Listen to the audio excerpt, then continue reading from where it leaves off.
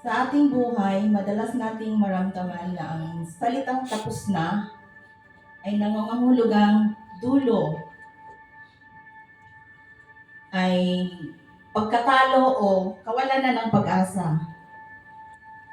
Katulad natin, nakakaranas tayo ng mga di inakalang kabiguan natin.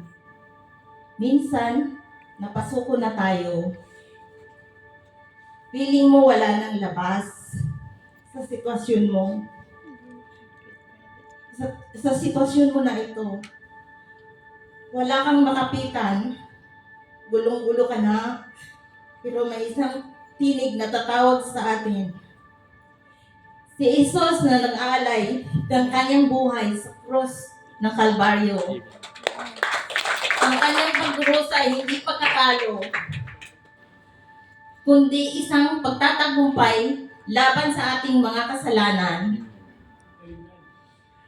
Habang inaawit natin ang awiting ito, isipin natin ang krus bilang simbolo ng pag-asa at pag-ibig. When you made a way, everything will be in its rightful place. We believe